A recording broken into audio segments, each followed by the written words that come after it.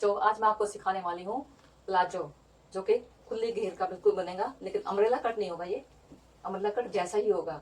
तो मैं इसका नाप बताती हूँ, कितना इसका नाप है। हिप है इसकी हिप है इसकी 44 इंच और लंबाई है इसकी 38 इंच। तो सबसे पहले मैं ये पूरा अर्ज है इसका, यहाँ से लेके वहां तक इसका अर्ज है और ये इसकी लंबाई है। इस लंबाई में, यहाँ चौड़ाई में से मैं इसकी सबसे पहले बेल्ट निकालती हूँ और बेल्ट है मेरी 4 इंच की। 4 इंच का निशान लगा के मैं यहाँ से इसको कट कर देती हूँ।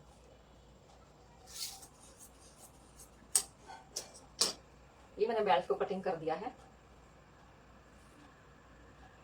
इसको साइड में रख देती हूँ। और अब इसको मैं अच्छे से बिछा के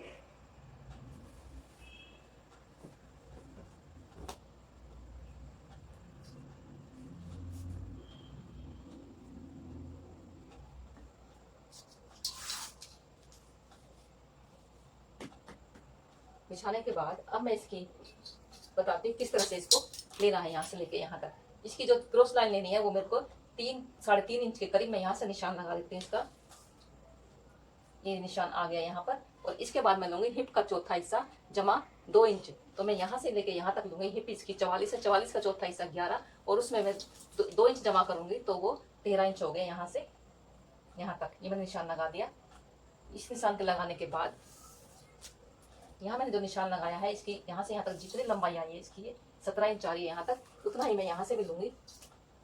दूसरी साइड से ये मैंने निशान लगा दिया 17 इंच का। ये पूरा खुला घेर बनेगा एकदम, जितना ये आएगा यहाँ से यहाँ तक जितना आएगा ये 22 इंच का। और इस निशान को मैं इस निशान से ऐसे मिला दूंगी।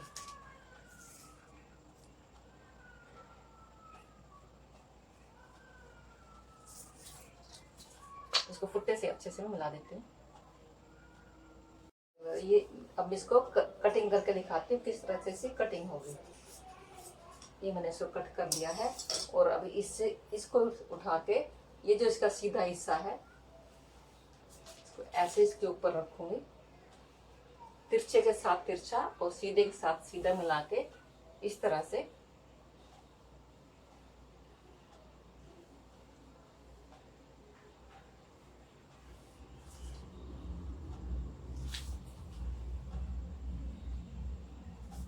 थोड़ा एक्स्ट्रा राइस को मैं कटिंग कर देती हूँ।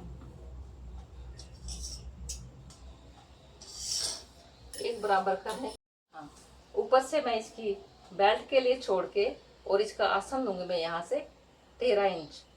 यहाँ मैं निशान लगा दिया है और 13 इंच का निशान लगाने के बाद अब मैं इसको सीधा खुट्टे के द्वारा इसकी चौड़ाई नापती हूँ। यहाँ से 3 इंच ये निशान लगा दिया और 3 इंच इधर से नापती हूँ मैं। इसको निशान लगाने के बाद इसको सीधा मिला दूंगी।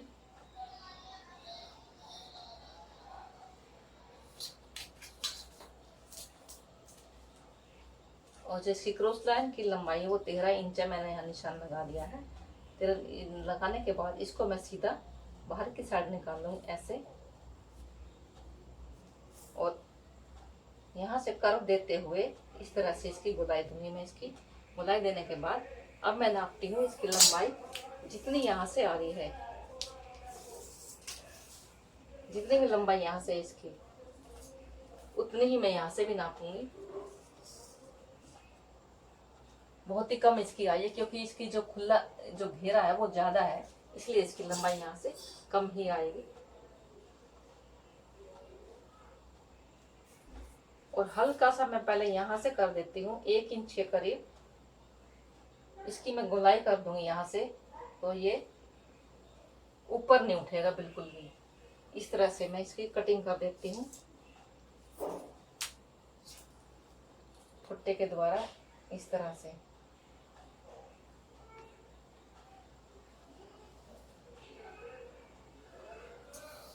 ये कटिंग करने के बाद ये जो हिस्सा है इसका ऊपर के 2 हिस्से जो है मैं इसके कटिंग करती हूँ और बाकी हिस्सा मैं इसके ऐसे ही रहने दूंगी क्योंकि ये ऊपर नहीं उठेगा बिल्कुल भी, इसलिए मैं इसकी कटिंग करती हूँ। यहाँ से पहले यहाँ से कर देती हूँ गोलाई, हल्की सी गोलाई होएगी, ज्यादा नहीं है इसकी गोलाई।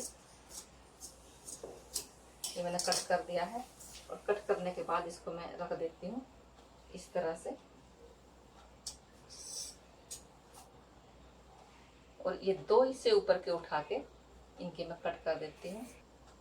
ये कटिंग करने का मतलब है, अब ये जो हिस्सा है ना, अगला हिस्सा ऊपर को उठेगा नहीं बिल्कुल भी, और ये प्लाजो हमारा परफेक्ट बनेगा। और अब मैं ये वाली कटिंग कर देती हूँ क्रॉस लाइन की। इसके अंदर मार्जिन रखने की जरूरत नहीं है क्योंकि ये वैसे ही बहुत खुला है। इस तरह से इसकी कटिंग हुई है। पूरा कटिंग करने के बाद कुछ ऐसा नजर आएगा। और ये इसका फ्रंट है, इस पर मैं F लिख देती हूँ। और ये इसका बैक है, और साइड से इसकी जेब लगेंगी। जेब के लिए मैं ऊपर से छोड़ देती हूँ। ये मेरे फ्रंट है, फ्रंट में जेब लगेगी, इसलिए मैं इसको अलग कर देती हूँ और इसका निशान लगा देती हूँ। यहाँ से 1.5 इंच छोड़ के यहाँ से 1.5 इंच का निशान लगाते हुए, और यहाँ पे लगाऊंगी 6 इंच का।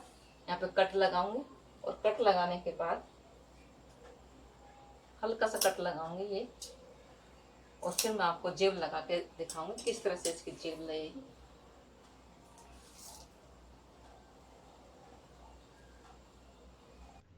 कटिंग करने के बाद अब 1 इंच फ्रंट में आसन की साइड तिरछा मिलाऊंगी इसको मैं, ताकि फ्रंट इसका ऊपर को ना उठे, इसलिए इसको हम तिरछा निशान हल्का सा लगा देते हैं।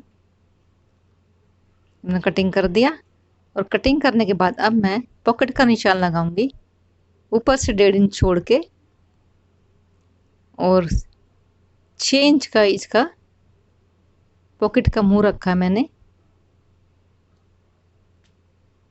फ्रंट बैक को मैंने क्रॉस का निशान लगा के, और अब जेब को बताती हूँ किस तरह से कटिंग करनी है इसकी। 13 साढ़े 13 के करीब मैंने इसकी लंबाई ली है, और चौड़ाई 7 इंच। इस तरह से मेरे को गोलाई में इसको मिलाऊंगी। तिरछा मिला दिया पहले, और नीचे से हल्का गोलाई करके इसकी मैं कटिंग कर देती हूँ। मैंने कटिंग कर दी, और कटिंग करने के बाद इसको खोल के अब मैं दिखाती हूँ किस तरह से लगेगी। ये लगेगी फ्रंट वाले जो फ्रंट का जो छोटे वाला हिस्सा है हमारा, उसके ऊपर सीधी साइड रखूंगी इसको, इस तरह से ऊपर से रखूंगी। और जो मैंने कट लगाए हैं यहाँ से स्टार्ट करूंगी इसकी सिलाई में आधा इंच के करीब, और जहाँ दूसरा कट है वहाँ तक छोड़ूंगी इसको मैं। यहाँ तक डबल सिलाई करते हुए मैं इसको निकाल देती हूँ। निकालने के बाद अब मैं हल्का हल्का कट लगा दूंगी ताकि ये फोल्ड आराम से हो जाए, इसलिए इन कट को लगाती हूँ मैं। और सीधा करके नाखून द्वारा मैंने इसको प्रेस कर दिया है, और जो ऊपर मैंने 1-1.5 इंच छोड़ा था उसको इस तरह से जहाँ पे सिलाई नहीं लगाई थी इसको मैं सीधा कर दूंगी। इस तरह से ये नजर आ रहा है ना बिल्कुल। अब इसके ऊपर मैं आधा इंच के 2 पॉइंट के करीब मैं सिलाई लगा दी सीधी बिल्कुल। और सिलाई लगाने के बाद एक बैक और ये फ्रंट, इन दोनों को सीधे के साथ सीधा मिला के इस तरह से जो सिलाई करे वो बाहर दिखाई देगा। और इसको इस तरह रख के मैं फ्रंट बैक को दोनों को ऐसे बीच में रखूंगी, और जेब को इसके ऊपर इस तरह से रखते हुए सिलाई लगानी है। और वो सिलाई बिल्कुल आधा इंच के करीब ही होगी, जितनी मैंने पहले दबाई थी उतना ही। इसको पहले मैंने पिन से सिक्योर कर दिया है। और अब यहाँ से अगर ये सही नहीं मुड़ेगा तो मैं नीचे से इसको स्टार्ट करूँगी। पिन लगा के देखती हूँ, अगर सही होगा तो ठीक है, नहीं तो फिर मैं नीचे से स्टार्ट करूँगी इसको। मैं पिन लगा दी है मैंने इसको अच्छी तरह से, क्योंकि ये बीच में झोल आ जाता है कई बार, तो इसलिए मैंने नीचे से स्टार्ट करूँगी इसको। मैं देखती हूँ करके, दोनों हिस्सों को इस तरह से मिला दिया, बिल्कुल सही बराबर आ रहा है। और मैं अब इसको सिलाई लगा के दिखा देती हूँ। पॉकेट के यहाँ पे आने के बाद मैं इसको अंदर से पॉकेट को फोल्ड कर दिया हल्का हल्का, ताकि मोड़ने में हमें कोई परेशानी ना हो। और पॉकेट के यहाँ जो मैंने वो जो छोड़ा था मार्जिन, अब उसके वहाँ से पॉकेट के मुंह के साइड साइड में सिलाई लगेगी इस तरह से, उसके ऊपर नहीं, बिल्कुल साइड में ऊपर तक ले जाऊंगी।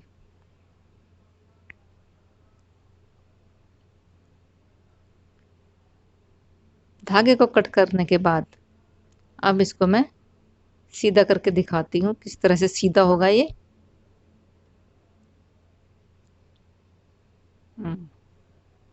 इस तरह से देखो ये पॉकेट बन गई है। फोन रखो, कुछ भी रखो, अच्छे से हाथ जाएगा सही।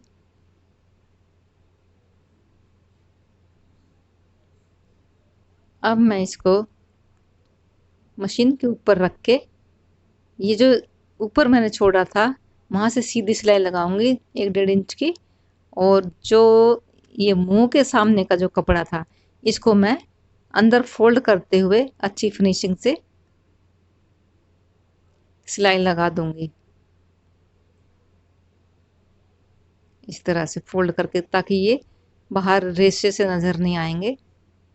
इसलिए इनको अंदर फोल्ड करके इनको मैं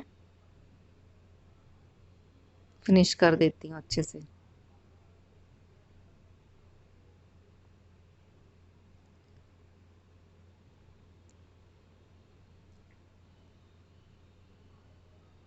सिलाई लगाने के बाद अब मैं इसको जो नीचे का हमारा जेब का जो नीचे का हिस्सा था उसको इस तरह से फोल्ड करके अंदर फोल्ड मैंने इसको कर दिया है। और फोल्ड करने के बाद अब जहाँ तक गोलाई है इसकी मैं सिलाई लगा दूंगी।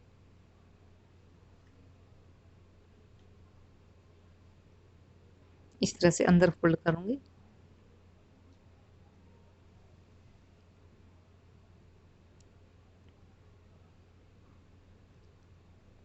और फिर मैं यहाँ लगाने के बाद फिर मैं इसको डबल भी सिलाई लगाऊंगी इस तरह से, ताकि मजबूती बनी रहे इसकी।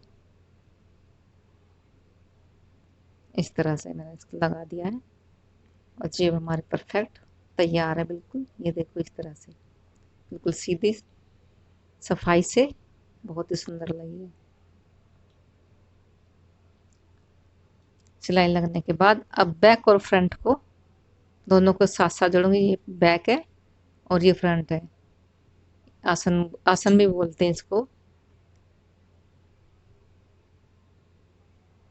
क्रोच की सिलाई भी बोलते हैं इसको। लगाने के बाद दोनों पॉकेट को मैंने फ्रंट की साइड ही रखा है, बैक में नहीं जानी चाहिए ये। और अब मैं बेल्ट के लिए बताती हूँ। कपड़े में मैंने जोड़ लगा के इसको मैंने इस तरह से बराबर कटिंग कर ली है। और लास्टिक जितना हमारा कपड़ा है बेल्ट का उससे आधा आधा इंच दोनों साइड कटिंग कर लिया है। और कटिंग करने के बाद लास्टिक को नापती हूँ जितनी मेरी कमर है, कमर के अकॉर्डिंग मैंने ये रखी है। कमर जैसे मेरी कमर 40 इंच है तो मैंने 2-3 इंच 3 इंच के करीब भी मैं इसको घटा सकती हूँ, वो जैसा किसी को अच्छा लगे लूजिंग के अनुसार। और अब मैं इसको अंदर की साइड मोड़ देती हूँ एक पैर का सिलाई लगाते हुए। ये मैंने मोड़ दिया और जो नीचे आधा इंच बचा हुआ है ये मैं प्लाजो के साथ ही सिलाई करूंगी। इस तरह से पीछे की साइड रख के जितना दबाव छोड़ा था उसको मैं पूरा लगा के दिखाती हूँ।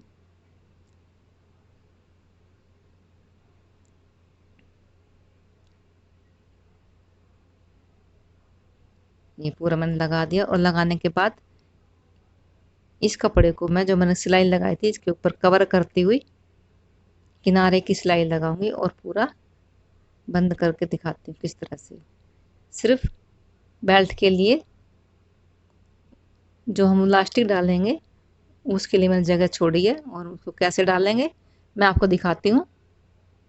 सेफ्टी पिन लेती हूँ, सेफ्टी पिन को लास्टिक में डाल के और इसके अंदर डाल के मैं ऐसे अच्छे से, और इसको मैं अंदर से निकाल देती हूँ पूरा। निकालने के बाद दोनों को मैं ऊपर नीचे रख के दोनों साइड को अच्छे से लॉक कर देती हूँ ताकि ये उधड़े ना।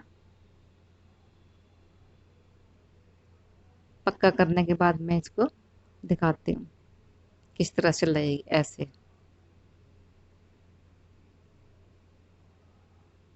2-3 बार डाल के सिलाई को इसको पक्का कर दिया है। और अब जो खाली जगह बची थी इसके ऊपर भी मैं किनारे की सिलाई लगा देती हूँ।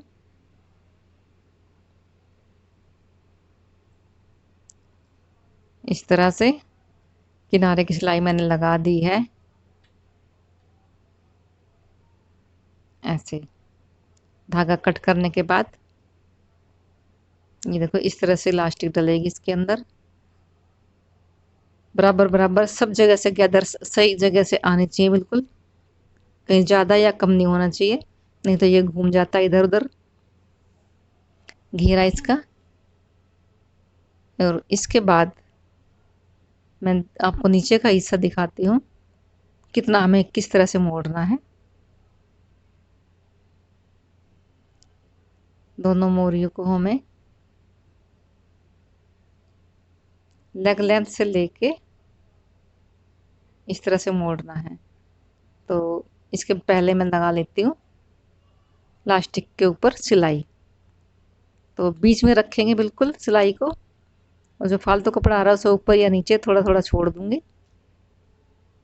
और दोनों साइड खींचती है ये लास्टिक, आगे की तरफ भी और पीछे की तरफ भी, तब जाके इसको अच्छे से गैदरिंग आती है इसकी।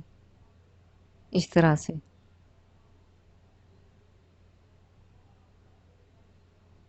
देखो इस तरह बिल्कुल बहुत परफेक्ट बनी है, बिल्कुल एकदम अच्छी। लास्टिक मैंने डाल दी है और डालने के बाद अब मैं आपको नीचे का बॉटम बताती हूँ किस तरह से फोल्ड करना है।